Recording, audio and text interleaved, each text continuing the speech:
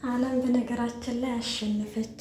ዛሬ ጎበዝ ወንድ ወጣት ብዬ በነገራችን ላይ ጨብጭቤላት ነበረ። ግን ደግሞ መድብል እንደዚህ በቀላሉ እጅ የሚሰጥ አይደለም እና ወዶች እንግዲህ ባለፈው እንደተመለከታችሁት አለም ማለት ነው ሰገን እኮ ሞታለች፣ ስለዚህ ሰገንን መርሳት አለብክ ብለው ነበረ።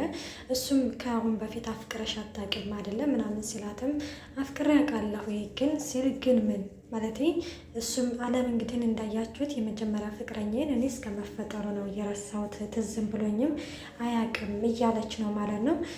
መድብል ደግሞ እንደተመለከታችሁት ምንድን ነው ያለው? እኔ የመጀመሪያ ፍቅረኛዬን ልረሳት አልቻልኩም፣ መቼም ቢሆንም አልረሳትም፣ በልቤ ውስጥ አለች ሲልም ሰገን እኮ ሞታለች በማለትም አለምን መልሳለን ነበረ። አዎ ሰገን ሞታለች፣ ግን ደግሞ በልቤ ውስጥ አለች፣ በልቤ ውስጥ አልሞተችም፣ በልቤ ውስጥ ትኖራለች ሲልም እንግዲህ ግን እየነገራት ነበረ። እናም እሷን መርሳት አለብህ እኮ ሌላ ህይወት እኮ መጀመር አለብህ እያለችም እንግዲህ እየነገረችው ነበረ። መድብል በነገራችን ላይ በእርግጥ አዎ ትክክል ነሽ ማለት መርሳት አለብኝ፣ የራሴን ህይወት መጀመር አለብኝ፣ ግን ደግሞ አልቻልኩም።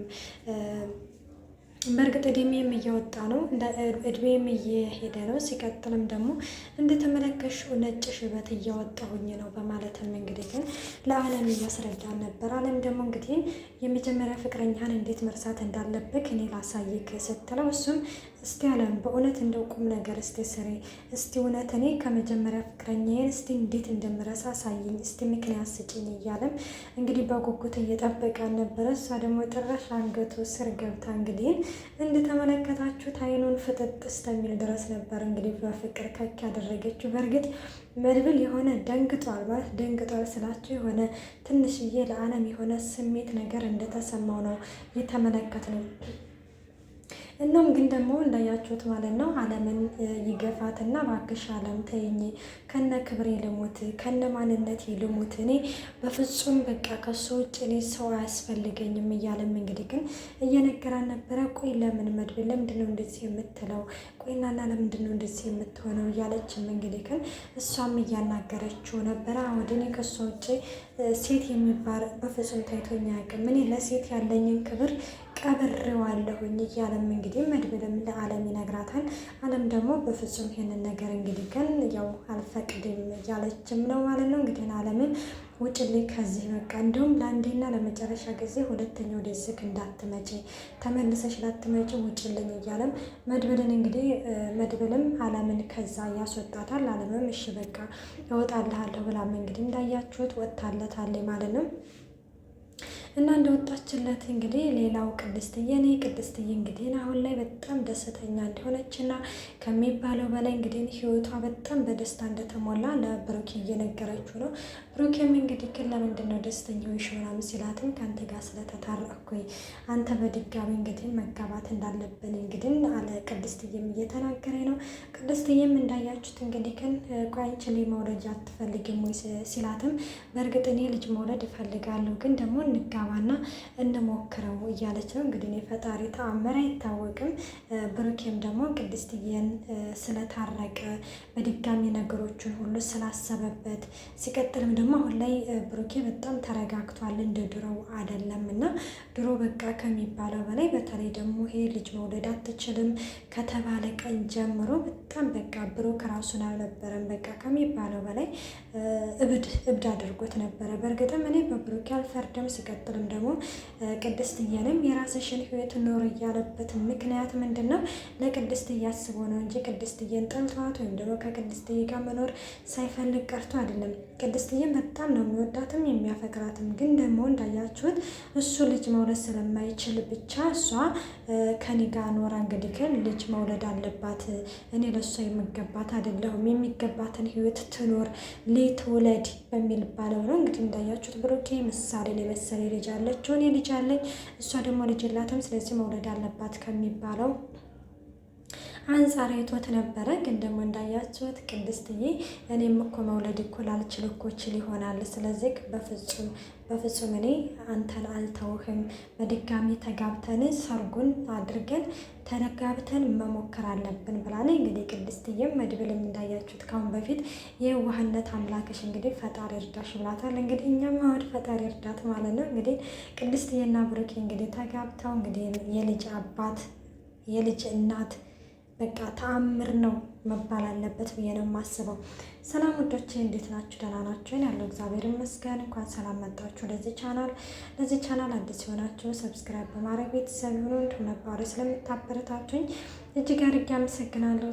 ተወዳጅና ልብ አንጠልጣይ የሆነውን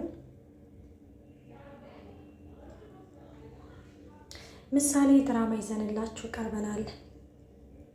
እናም ብሩኬም እንደተመለከታችሁት ቅድስትዬም እንደዛ ስትለው እሺ በቃ ማለቴ በድጋሚ በሰርግ እንጋባለን ሲልም ይነግራታል። ከምርህ ነው ብሩኬ ማለቴ ሀሳብን ቀየርክ ስትለው አዎ ቀየር ያለው በቃ በሰርግ እንጋባለን ሲልም እንግዲህ ግን ይነግራታል። በቃ በጣም በደስታ ነበረ ቅድስትዬ ፍንድቅ ያለችው እና ካሁን በፊት እንግዲህ አንድ ስልክ ተደውሎ ነበረ። ያ ስልክ ማን ነው የሚባል እንግዲህ ብሩኬ አንስቶ ነበረ ጥያቄ እና ማለቴ ማን ይመስልሃል በማለትም ተናግራ ነበረ እና እንደዛ ስትለውም እንግዲህ ግን እኔ እንጃ ቅድስትዬ ማለት ውሸት ይሆናልስ ብለህ አላሰብክም ስትለው አንድ ልቤም ውሸት ይሆናል ብዬ አስቤያለሁ፣ ግን ደግሞ አልዋሸሽም በጣም ደንግጫለሁ እያለም እንግዲህ ግን መድብልም ይነግራታል ማለት ነው።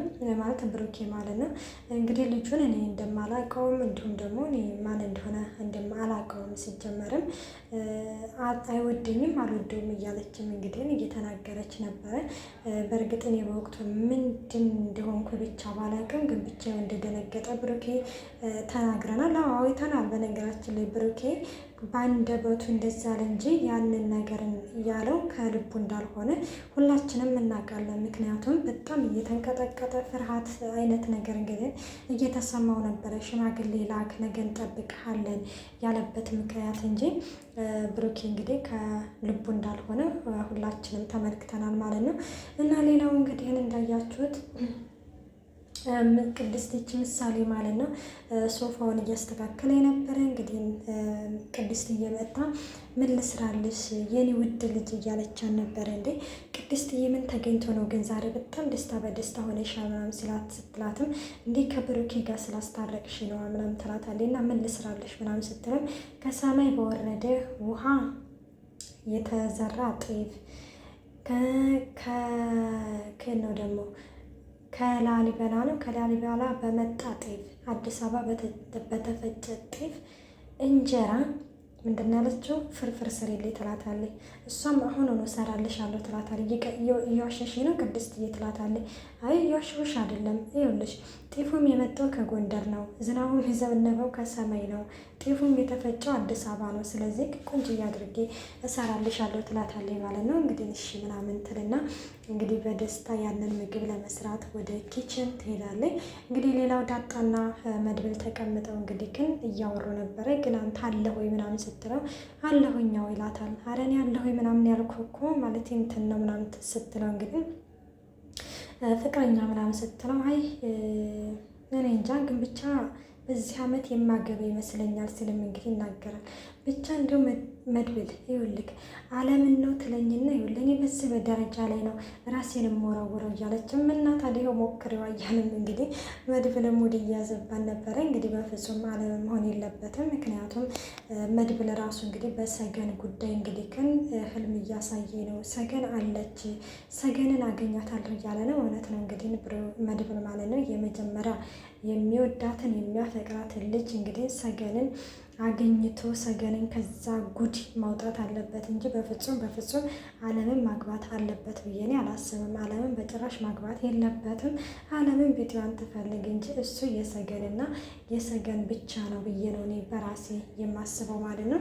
እናም እሱም እንግዲህ ግን እንደዛ እያለ እያወራ ነበረ። በእርግጥ አለ አይደለም መድብልም አሁን ላይ የሆነ ደስተኛ እንዳልሆነ በእርግጥ ማግባት እንደሚፈልግም ለዚች ለዳጣ እየነገራ ነው። እንግዲህ ዳጣም እንግዲህ እንዴት ነው አንቺስ ብሎም እንግዲህ ስለ ናታን ጠይቋት ነበረ። ትወጂዋለሽ ወይ ስላትም አዎ በጣም ነው የምወደው፣ ግን ደግሞ እህት ያለች ኤቢ ግን የሆነ ወንድ አምጥታ እሱን ምናምን እወደዋለሁ አገባዋለሁ እያለች ነው። እኔ ግን ምንም አልጣመኝም ስትልም የማትወደው ከሆነ በፍጹም ማግባት የለባትም። ይኸውልሽ ለእሷ ላይ የማይታያት ነገር ለአንቺ ሊታየሽ ይችላል። ስለዚህ በፍጹም የማትወደው ከሆነ የማይወዳት ከሆነ ማግባት የለበትም እያለ መድብልም እየመከራት ነበረ። እንግዲህ እስቲ ሞክራለሁ በቻልኩት አቅም ስትል ነበረ።